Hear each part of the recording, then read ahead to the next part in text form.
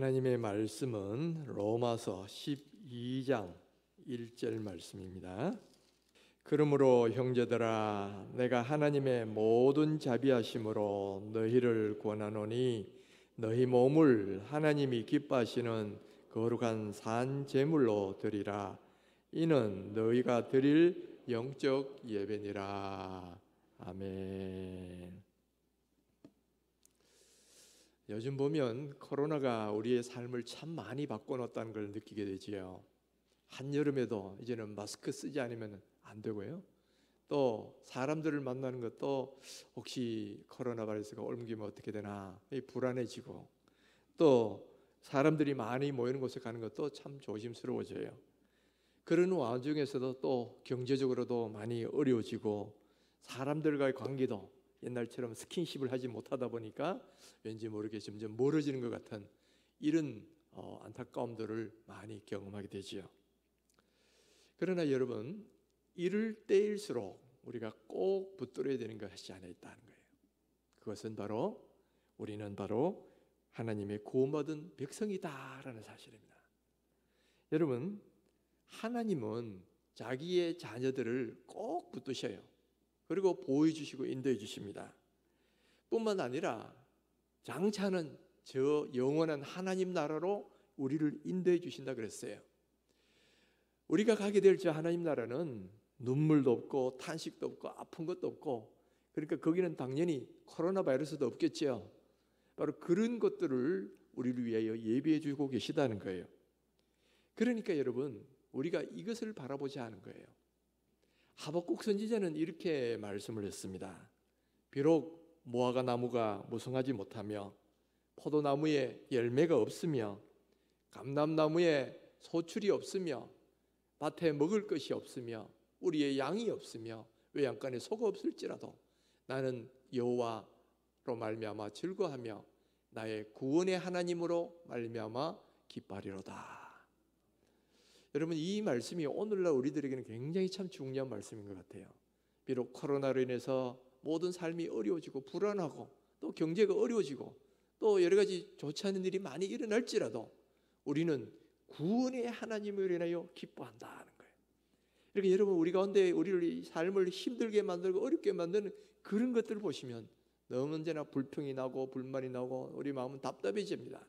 그러나 우리를 구원해 주시고 지켜주시는 하나님을 바라보면 그 안에서 위로를 얻고 새 힘을 얻게 된다는 거예요. 그러니까 여러분, 이런 어려울 때일수록 우리는 구원의 하나님, 나에게 은혜 주시는 하나님, 이 하나님을 바라보시면서 다시 한번 여러분 풍성한 삶을 회복하시기를 주님의 이름으로 축원합니다. 자, 여러분, 하나님이 우리에게 주신 선물이 많지만은 구원의 은혜만큼 중요한 게 없어요. 구원의 은혜. 그래서 우리가 읽은 로마서에는 이 구원이 얼마나 큰 하나님의 은혜인가라는 것을 1장부터 12장까지 하나씩 풀어가지고 설명을 합니다. 우리가 아담 이래로 죄 가운데 태어났고 또 지금도 죄를 짓고 살고 있지만은, 그러나 예수 그리스도가 우리 죄를 위해서 십자가에 달려 돌아가심으로 말미암아 우리는 죄 사함을 받고 또 어렵다함을 받는데, 그것도 값없이 공짜로 믿음으로 말미암아 어렵다함을 받게 되었다는 거예요. 그래서 이것을 일컬어서 은혜다, 은혜다 그렇게 말을 하죠. 자, 로마서는 바로 이렇게 11장까지 우리의 구원이 얼마나 큰 하나님의 은혜인가를 충분하게 설명하고 난 뒤에 이제 12장부터는 실천편으로 들어가요. 그래서 이렇게 살아라, 구원받은 은혜의 사람은 이렇게 살아야 된다라고 말하는데, 바로 그 첫 말씀이 12장 1절이에요. 12장 1절을 제가 다시 한번 읽어보겠습니다. 그러므로 형제들아 내가 하나님의 모든 자비하심으로 너희를 권하노니 너희 몸을 하나님 기뻐하시는 거룩한 산 제물로 드리라. 이는 너희가 드릴 영적 예배니라. 자, 그러므로라고 했죠. 그러므로는 말이 뭐냐면 11장까지 말한 우리가 구원의 구원을 은혜로 받았으니, 은혜로 받은 사람이니, 그러므로 이제 어떻게 살아야 되느냐 할 때 바로 구원에 받은 사람들이 제일 중요하게 해야 될 일로 제시하는 것이 뭐냐면은 예배라는 거예요. 너희들을 영적 예배니라 그랬죠. 여러분, 예배는 하나님이 인간을 이 땅에 창조하신 목적이기도 하고 동시에 우리를 구원하신 이유이기도 해요. 그래서 구원받은 사람이 제일 먼저 해야 되는 것은 예배다 하는 거예요. 그런데 오늘 본문에서는 이 예배인데 이 예배에 대해서 조금 특별하게 이야기합니다.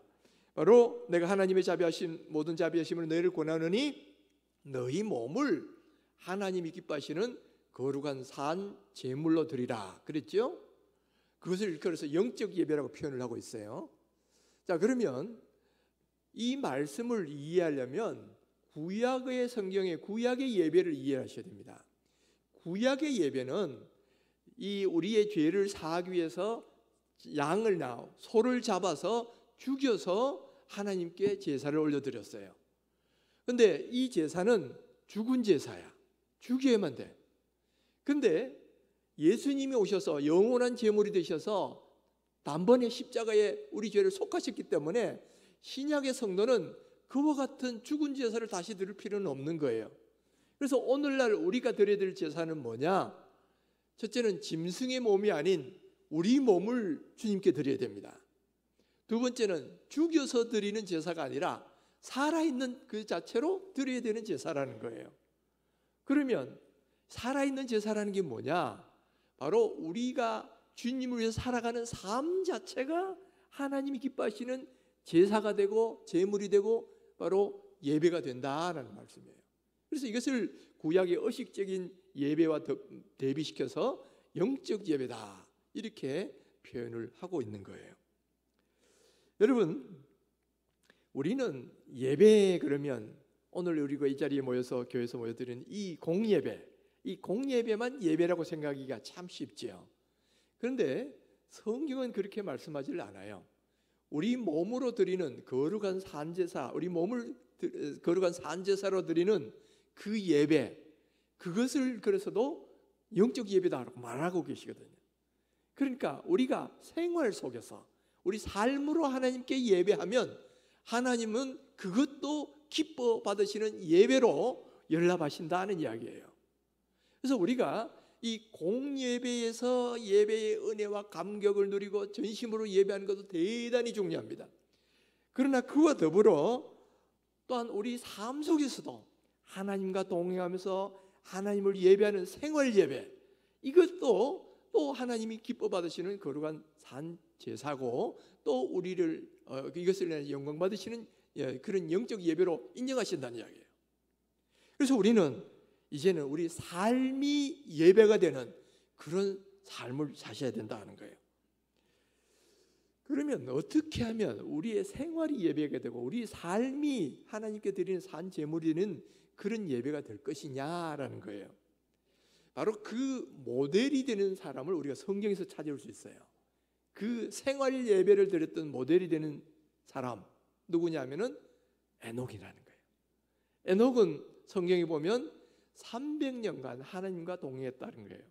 그런데 그 하나님과 동행하는 기간이 뭐 어떤 수도사가 돼가지고 저 어디 산속에다가 혼자 사는 게 아니고 자녀를 낳으면서 또 생계 활동을 하면서 우리처럼 일상생활을 하면서 하나님과 300년을 동행하셨다는 거예요.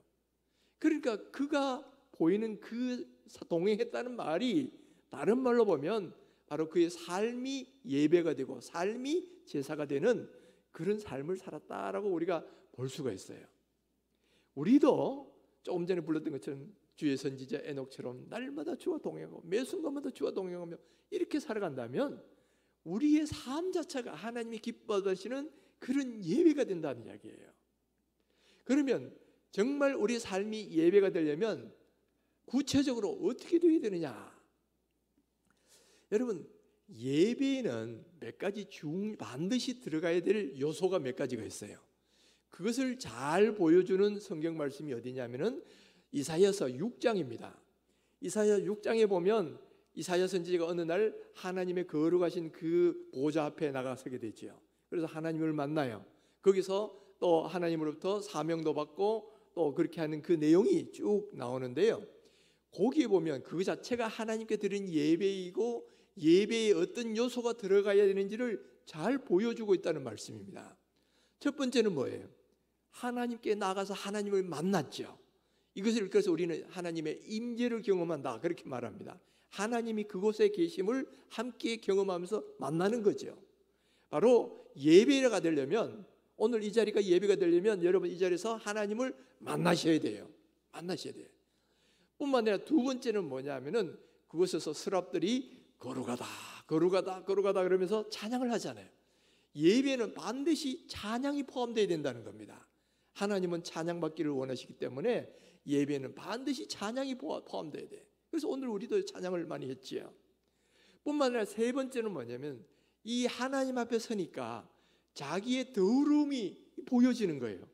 그래서 이 이사야가 뭐라고 고백하냐면 화라다 나는 입술이 부정한 사람으로 하나님을 뵙구나 하고 자기의 더러운 것을 발견하고 그걸 이렇게 깨닫게 되고 주님 앞에 기도하게 되죠. 그러니까 천사가 제단 숯불을 가져서 그 입술을 정하게 만들어 주어요. 그래서 죄 사함을 받게 되는 거예요. 그러니까 예배가 되려면 죄 사함의 고백과 하나님의 치유하심의 은혜를 경험하는 것이 또 그 가운데 들어가야 된다는 거죠.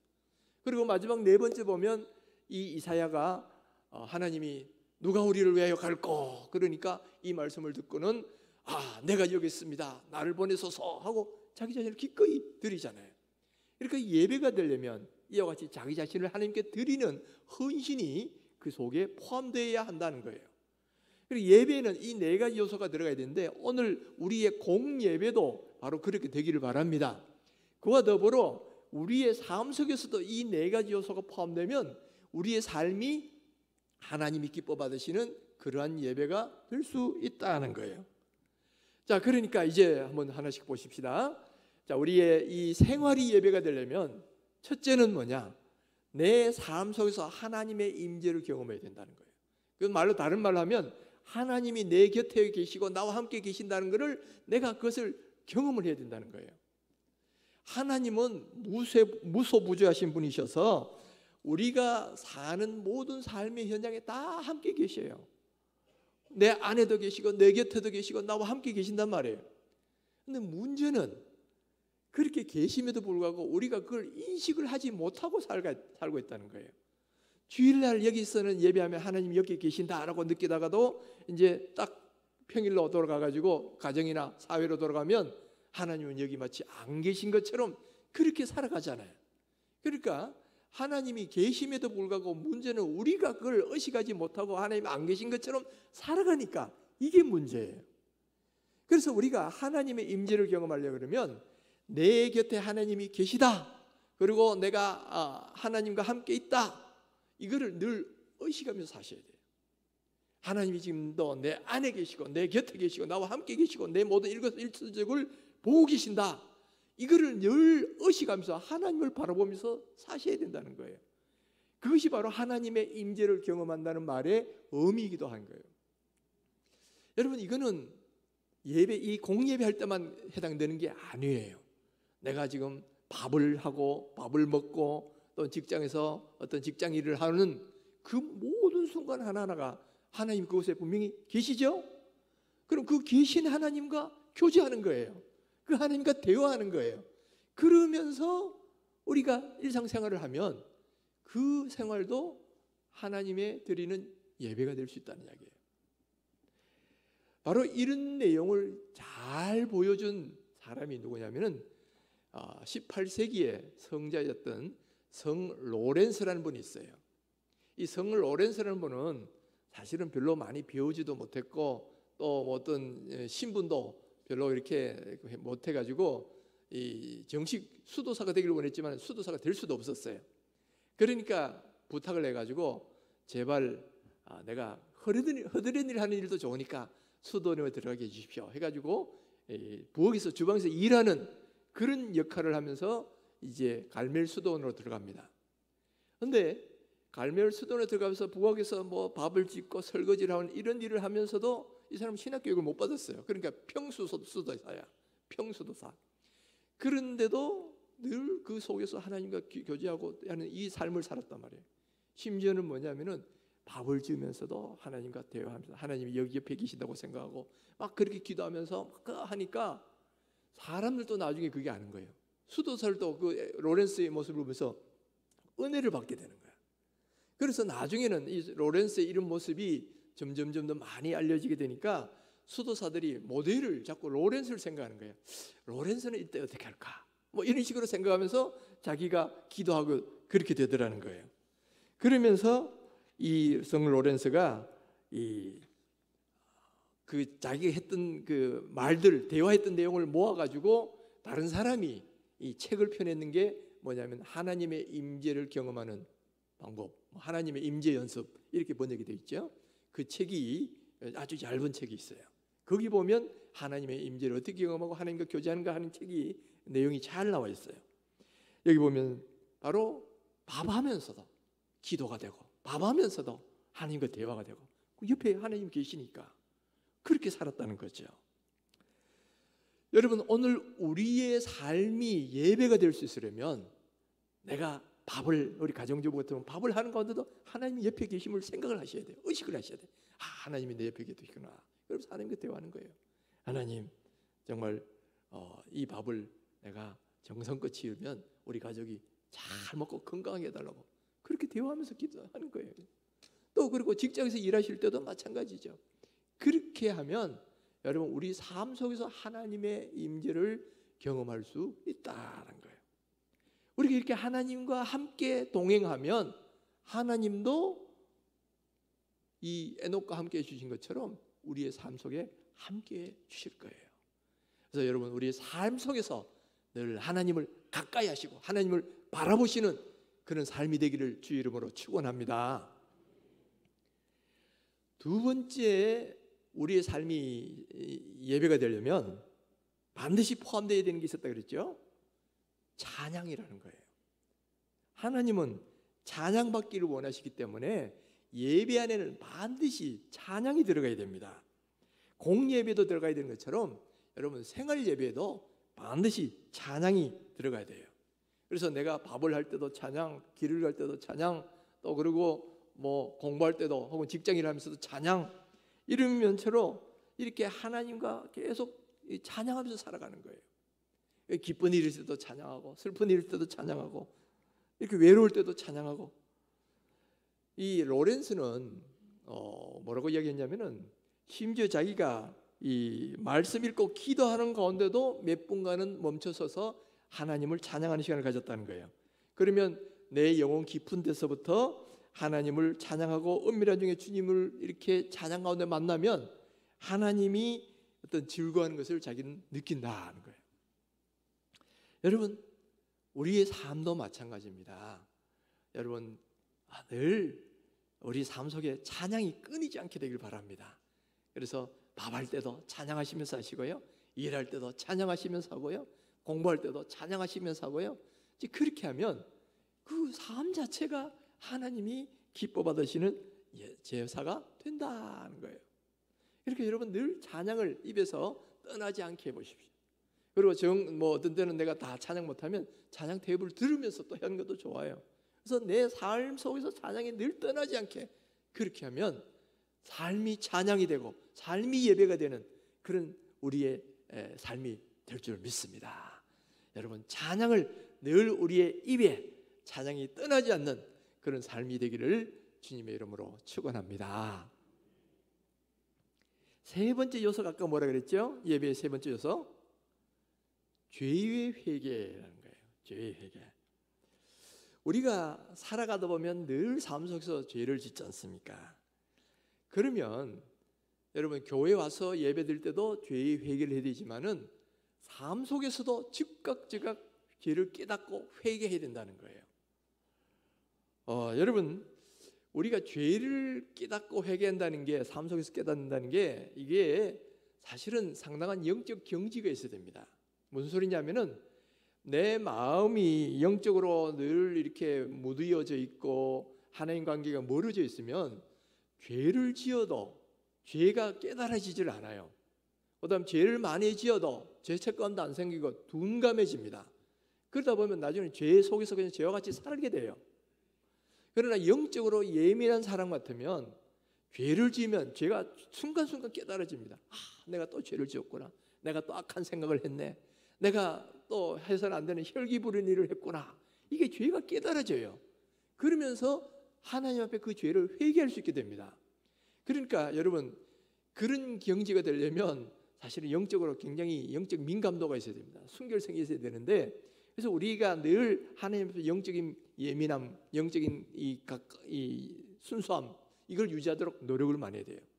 그래서 자기의 죄성을 깨닫고 가슴 아파하는 사람일수록 보면 영적으로 순결한 사람이 더 많아요. 그렇지 않은 사람은 이미 마음에 화인을 맞아서 그런지 죄를 지어도 전혀 뭐 이렇게 가책도 없고요. 그냥 그 속에서 그냥 머물러 버리는 겁니다. 우리가 하나님이 깨닫게 하시는, 죄를 깨닫게 하시는 음성을 들으려면 늘 하나님 앞에 이 예민한 영성을 유지해야 되고요. 하나님과 늘 교제해야 된다는 거예요. 그렇게 죄를 깨달아지면 즉시 회개하셔야 돼요. 뭐 교회까지 와가지고 아니면 수련회까지 기다릴 이유가 하나도 없는 거예요. 하나님, 내가 또 죄를 지었네요. 지금 내가 방금 해서는 안 되는 그런 말을 했습니다. 지금 좀 전에 내가 화를 내가지고 그냥 집안 분위기를 뭐 영 싸늘하게 만들었습니다. 뭐 이런 죄가 깨달아지면 그 순간순간 회개하는 거예요. 그리고 회개하면 하나님이 내 죄를 용서하셨다는 걸 확신을 하셔야 돼요.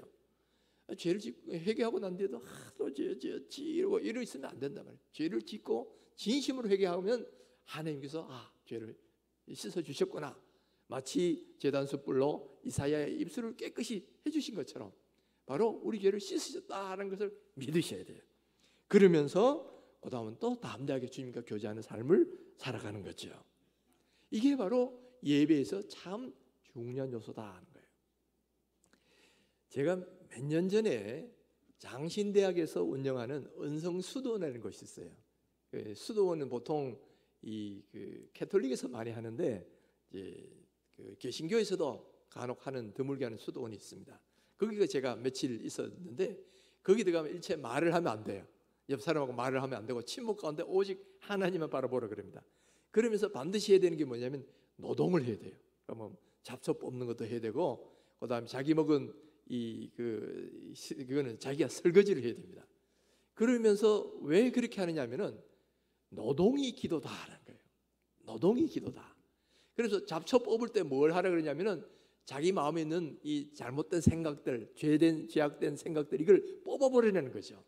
그래서 내 안에도 지금 뭐 악한 생각이 있다 그러면 이 생각이 있는 그런 요소를 이 잡초를 뽑으면서 딱 뽑는 거예요. 또 그 다음에 설거지할 때도 뭐냐, 설거지 더러운 이걸 씻으면서 하나님, 내 안에 있는 이 더러운 죄들을 용서해달라고 그렇게 기도를 하는 거예요. 그렇게 하면서 노동이 바로 기도가 되고 그 가운데 죄를 씻는 회개가 그 가운데 이루어진다는 거예요. 여러분, 바로 이렇게 되면 이거 자체가 예배가 될 수 있다는 이야기예요. 그래서 여러분, 저는 우리 교회 주방에도 하나 딱 그런 거 써붙였으면 좋겠어요. 이 노동은 기도다. 그리고 설거지하면서 우리 죄를 씻는 기도를 하면서 설거지하는 거예요. 그러면 주방에서 설거지하고 하는 것 자체가 예배가 될 수 있잖아. 그러니까 여러분, 우리 가정에서도 마찬가지인 것 같아요. 가정에서도 노동은 기도다라고 하고 우리가 이렇게 한다면 하나님이 우리 가운데서 정말 죄 씻음을 늘 경험하게 됩니다. 저도 오늘 이 주일날 새벽마다 이제 샤워를 싹 합니다. 샤워를 할 때 기도를 해요. 하나님, 내 안에 있는 더러운 죄까지도 씻어 주십시오. 이 몸에 떠만 씻는 게 아니라 내 안에 있는, 내 마음속에 있는 모든 더러운 죄도 씻어 주십시오 하고 회개하면서 늘 그렇게 몸을 씻어요. 그래서 여러분 앞에 가능하면 깨끗한 몸과 마음으로 여러분에게 말씀을 전하려고 하는 거죠. 여러분, 이런 모습이 우리 삶 속에서 늘 일어나야 된다는 거예요. 세수할 때마다 하나님, 내 얼굴만 씻는 게 아니고 내 안에 있는 더러운 죄도 함께 씻어주게 하옵소서. 이렇게 회개하면서 기도하면서 씻고, 그렇게 된다면 여러분, 우리의 삶 자체가 바로 하나님이 기뻐하시는 제사가 될 수 있다는 거죠. 할렐루야. 마지막으로 예배의 중요한 요소, 뭐라 그랬죠? 네 번째 중요한 요소, 헌신이 있어야 됩니다. 내 자신을 하나님께 기쁘게 내가 여기 있나이다 하고 나를 드리는, 이게 예배의 중요한 요소 포함되어야 된다는 거예요. 여러분, 로렌스가 말하는 내용 가운데 이런 말씀이 있어요. 하나님과 친구 관계를 맺는 과정에서 가장 중요한 것은 우리의 행동을 바꾸는 것이 아니라 우리의 태도를 바꾸는 것이다. 이 말이 뭐냐면은 내가 어떤 행동을 다른 행동을 하는 것보다도 어떤 행동을 할 때 그것의 관점과 태도를 바꾸라는 이야기예요. 그래서 예를 들면 내가 돈을 번다, 또 그다음에 일을 한다, 공부를 한다, 뭐 어떤 오락을 즐긴다 할 때 그것을 그 전까지는 나를 위해서 했죠. 내 잘 먹고 잘 살기 위해서, 혹은 내가 쾌락을 누리고 내가 유익을 얻기 위해서, 내가 나 자신을 위해서 그러한 일을 했다면 바로 그러한 태도를 바꾸는 것이 바로 이게 하나님과 친구 관계를 맺는 방법이라는 거예요. 이제부터는 어떻게 됩니까? 나를 위해서 그 일을 하는 것이 아니라 하나님의 영광을 위해서, 하나님을 위해서 그 일을 하는 거예요. 내가 밥을 먹어도 하나님을 위해서 먹고요, 공부를 해도 하나님을 위해서 하고요, 돈을 벌어도 하나님을 위해서 하고, 무슨 일을 또 하나님을 위해서 해야 된다는 거예요. 이게 참 중요한 포인트입니다. 여러분, 우리는 뭔가 이 교회 와서 이렇게 전도하고 예배 드리는 거, 이것만 하나님의 일이라고 생각을 하는데 그렇지가 않다는 거예요. 고린도전서 10장 31절에 보면 먹든지 마시든지 무엇을 하든지 주의 영광을 위하여 하라, 그렇게 말씀하고 있죠. 자, 먹든지 마시든지 무엇을 하든지, 무엇 속에는 뭐예요? 우리의 생계를 위한 어떤 직장 생활도 포함되어 있을 것이고, 또는 뭐 우리가 하고 있는 오락 활동까지도 다 포함되어 있어요. 이 모든 것까지도 뭐예요? 하나님의 영광을 위해서, 나의 어떤 그 자신의 유익을 위해서 하는 것이 아니라 하나님의 영광이라는 그런 관점으로 내 태도를 바꾸라는 거예요. 이 태도 전환이, 이게 중요한 거예요. 이게 바로 하나님의 가치관을 갖는 거고 하나님의 세계관을 갖는 거예요, 이 태도 전환이. 그래서 내용을 바꾸는 것이 아니라 그 내용을 바라보는 우리의 태도와 관점을 바꾸는 것, 이게 믿는 사람들에게 일어나야 할 중요한 변화라는 거예요. 그래서 여러분, 우리가 먹든지 마시든지 무슨 일을 하든지 하나님의 영광을 위해서 하면 그것도 하나님이 기뻐 받으시는 산 제사가 된다. 아멘이십니까? 그러니까 여러분, 내가 지금 직장에서 돈을 벌고 있다, 이거 세상 일이고, 또는 내가 사업을 한다, 그건 세상 일이고, 또 내가 가정에서 뭐 청소를 한다, 그건 세상 일이고, 그게 아니다는 거예요. 하나님 안에서 하나님의 영광을 위해서 하나님의 임재를 느끼면서 하면 그것도 다 하나님이 기뻐 받으시는 예배가 될 수 있다는 거죠. 그러니까 여러분, 우리의 중요한 건 우리의 삶의 태도를 바꿔야 된다는 거예요. 우리가 사는 이유는 뭐예요? 어떤 사람들은 그런 이야기를 하죠. 먹기 위해 사느냐, 살기 위해 먹느냐. 여러분, 먹기 위해 삽니까? 살기 위해 먹습니까? 우리는 두 가지 다 안 해요. 우리는 주님을 위해 먹는 거고요, 주님을 위해 사는 거예요. 사는 것도 주님을 위해 사는 거고, 먹는 것도 주님을 위해서 먹는 거예요. 이게 우리의 삶이 주님을 위한 것이 되면 이게 바로 헌신이라는 이야기예요. 이게 바로 주님께 내 자신을 드리는 거니까 그게 바로 헌신이 되는 거다는 거예요. 돈을 벌어도 주님을 위해 벌고, 돈을 써도 주님을 위해 쓰고, 그리고 내 에너지와 모든 시간도 주님을 위해서, 주님의 영광을 위해서 바친다면 이게 바로 주님 앞에 드리는 나의 헌신이 될 수 있다는 거예요. 그러니까 여러분, 지금 사업을 하고 계십니까? 그렇다면 주님의 영광을 위해서 하셔야 돼요. 또 직장에서 일을 하고 계십니까? 주님의 영광을 위해서 하십시오. 또 가정에서 가정주부로서 가사 일을 하고 계십니까? 주님의 영광을 위해서 해보십시오. 그러면 바로 그것도 여러분의 헌신이 될 것이에요. 그리고 하나님은 그것을 기뻐 받으시는 예배로 인정하게 되신다는 거예요. 할렐루야. 지금 우리는 오늘 이 자리에서 지금 예배를 드리고 있어요. 이 공예배가 참 중요합니다. 이 자리에 정말 영과 진리로, 몸만 앉아있는 예배가 아니라 영과 진리로 드린 예배가 되어야 되지요.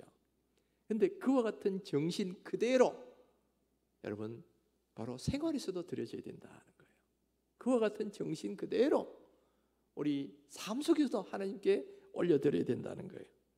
그래서 주일날의 공예배가 진정한 하나님의 예배의 그 모델이라면 그 모델 그대로 우리의 6일의 삶도 가정에서 삶, 직장에서 삶도 바로 그런 형태의 예배가 돼야 된다는 거예요. 그러면 여러분, 주일날만 주의 날이 아니고 전 모든 날이 주의 날이 될 수 있겠죠. 뿐만 아니라 이 공예배 시간에 이 자리의 예배만이 아니라 우리의 삶 전체가 다 예배가 될 수 있는 그런 삶이 될 것입니다. 우리가 하나님을 전심으로 예배하면 하나님이 이걸 기뻐 받으시고 우리에게 은혜 베푸시잖아요. 오늘 이 자리에서도 여러분 전심으로 주님을 예배하면 하나님의 은혜가 여러분 마음속에 풍성하게 임할 거예요. 마음에 기쁨이 생기고요, 하나님의 은혜가 오게 되고요, 내 마음이 뭔가로 가득 차는 그런 은혜를 경험하게 돼요. 똑같은 마음으로 우리가 삶 속에서도 그렇게 살아간다면 하나님이 생활 속에서 드리는 그 예배를 기뻐 받으시고 그 자리에 함께 계시고 그 자리에서 우리를 인도해 주셔요. 예배란 것은 하나님을 높이는 겁니다. 우리가 하나님을 높이면 하나님도 우리를 높여주셔요. 그래서 예배하는 자들을 하나님은 기쁘게 받으시고 그들을 위해서 놀라운 축복으로 채워주신다는 거예요. 바로 이런 놀라운 축복을 주일날 이 공예배 자리에서만 누릴 것이 아니라 우리의 삶 속에서도 누려야 돼요. 삶 속에서 누리려면 다른 게 아니라 우리 생활이 예배가 되고 삶이 하나님께 올려드리는 그런 게 되고 내 생활이 또 제물이 되고, 그렇게 된다면 이 공예배 주일뿐만 아니라 평일의 모든 삶까지도 하나님이 기뻐 받으시는 예배가 될 것이고 우리는 예배하는 자가 될 것이고 우리는 하나님의 은혜를 듣는 그런 사람들이 될 것입니다. 여러분, 오늘 이 예배 마치고 이제 다 끝났다, 예배 끝났다 생각하지 마시고 이제 앞으로 가는 것도 예배가 되게 하십시오. 그리고 오늘 주일날만 주의 날이 아니라 우리가 월요일부터 토요일까지 삶도 주의 날이 되도록 그렇게 해 보십시다. 그렇다면 우리의 삶 전체를 하나님이 기뻐 받으시는 예배로 받으시고요, 하나님이 예배하는 데 주시는 그 놀라운 은혜를 우리 모든 성도들과 함께 풍성하게 부어주실 것입니다. 이와 같은 은혜가 우리 가운데 풍성하게 되기를 주님의 이름으로 축원합니다.